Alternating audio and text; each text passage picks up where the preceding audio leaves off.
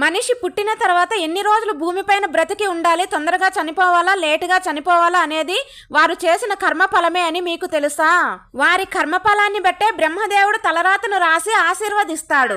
ఆత్మకు అనేక రకాల జన్మల తర్వాత పవిత్రమైన మానవ జన్మ లభిస్తుంది. మనిషి ఈ జన్మకు ముందు చేసుకున్న పాపము వలన ఈ జన్మలో కష్టాలు, ముందు జన్మలో చేసుకున్న పుణ్యం వలన ఈ జన్మలో సుఖాలు, ఈ జన్మలో చేసుకున్న పాప పుణ్యాలు తర్వాత జన్మలో అనుభవిస్తారు.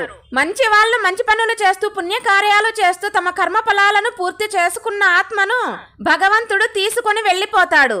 అదే పాపాత్ములు మంచి పనులు చేయకుండా చెడు పనులు చేస్తూ కర్మను పెంచుకుంటూ చాలా కాలం బ్రతికిన తర్వాత యమభటులు తీసుకొని వెళ్తారు. అందుకే భూమిని మృత్యులోకం అంటారు. ఈ విధమైన కర్మ ఫలాల వలన జనన మరణ చక్రం నిరంతరం కొనసాగుతూ ఉంటుంది. చాలా కష్టాలు వచ్చాయని దేవుణ్ణి ఎందుకు నిందిస్తారో అర్థం కాదు.